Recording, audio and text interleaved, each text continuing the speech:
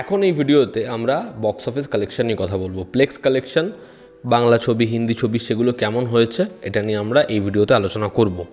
যেখানে ছাওয়া থেকে শুরু করে বাবুইচুর না প্রত্যেকটা ছবির প্লেক্স কালেকশন রয়েছে। এবার এই যে প্লেক্স কালেকশন, এখানে কিন্তু কোনো রকম সিঙ্গেল স্ক্রিনের কালেকশন বা লোকাল মাল্টিপ্লেক্সের কালেকশন ইনক্লুড নেই। শুধুমাত্র প্লেক্স কালেকশন, তিনটে যে ন্যাশনাল চেন আছে পিভিআর, আইনক্স, সিনেপলিস, সেই কালেকশনটাই ইনক্লুড রয়েছে। ছাওয়া ওয়েস্ট বেঙ্গলে নিজের প্রথম সপ্তাহে প্লেক্স কালেকশন করেছে প্রায় 2.5 কোটি টাকার, যেটা হিউজ।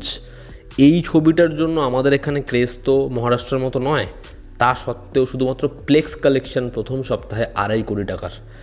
জাস্ট ভাবুন এই ছবিটা এখানে লোকে কীরকম পরিমাণে দেখছে।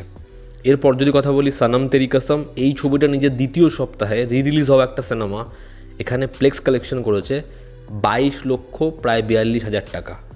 জাস্ট ভাবুন 22 লক্ষর অধিক কালেকশন করে যাচ্ছে সেকেন্ড উইক একটা রিলিজ হওয়া হিন্দি সিনেমা। এরপর যদি আমরা কথা বলি মায়ানগর, সেই ছবিটা খুব লিমিটেড শো পেয়েছিল, তা সত্ত্বেও ছবিটার যেহেতু ওয়ার্ড অফ মাউথ খুব স্ট্রং, নিশ ছবি হয়েছিল, সেই ছবিটা প্রায় 3 লাখের ওপর নিজের সেকেন্ড উইকে প্লেক্স কালেকশন করতে পেরেছে। এরপর যদি কথা বলি এই রাত তোমার আমার, এই ছবিটার ওয়ার্ড অফ মাউথ ভীষণ স্ট্রং।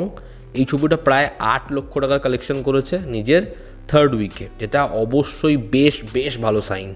এরপর যদি কথা বলি সত্যি বলে সত্যি কিছু নেই, ছবিটা 3,65,000-এর অধিক ব্যবসা করেছে মাল্টিপ্লেক্স চেনে। বিনোদিনী 1,64,000-এর কাছাকাছি প্লেক্স কালেকশন করতে পেরেছে। এই দুটো ছবি সত্যি বলে সত্যি কিছু নেই এবং বিনোদিনী এসেছিল হচ্ছে রিপাবলিক উইকেন্ডে, তা সত্ত্বেও এই দুটো ছবি একটা ডিসেন্ট পারফর্ম করছে।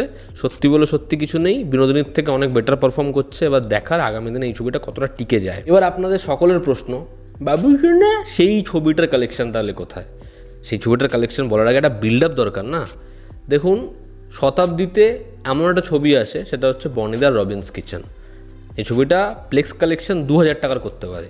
মানে যদি 10টা রিভিউয়ার ছবিটা রিভিউ করে তাহলেই 2,000 টাকা হয়। মানে বোঝা যাচ্ছে সেই ছবিটা মাল্টিপ্লেক্সে 5 থেকে 10 জন রিভিউয়ারই শুধু দেখেছে। এবার এই ছবিটা বাবুইচুর না আমাদের জিতু কামালদার, সেই ছবিটার যে কালেকশনটা হয়েছে, সেই কালেকশনটা কিন্তু এই যে রবিনস কিচেন তার যে রেকর্ড সেটা ভাঙতে পারেনি, সেটা ভাঙতে অক্ষম। তো এখনও বোঝা যাচ্ছে যে আমাদের জিতু কামাল, বা আপনারা অনেকে এখন জামালও বলতে পারেন, এই নামটা যদিও আমার দেওয়া নয়, এটা পার্টিকুলার একজনের দেওয়া, আমার নামটা খুব পছন্দ হয়েছে আর কি।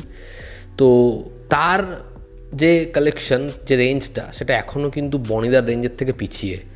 বনিদা হতে গেলে কিন্তু অনেক সাধনা করতে হবে, সেটা কিন্তু সবাই পারবে না।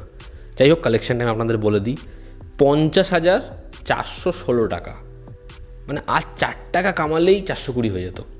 50,416 টাকা কামিয়েছে জিতু কামালদার ছবি আমাদের বাবুইচুর না, সেই ছবিটা নিজের প্রথম সপ্তাহে প্লেক্সে। আমি ভাবতে চাই কোন লোকগুলো এই ছবিটা প্লেক্সে গিয়ে দেখেছে, মানে আমার মতো আর কোন পিস এই ছবিটা প্লেক্সে গিয়ে দেখেছে।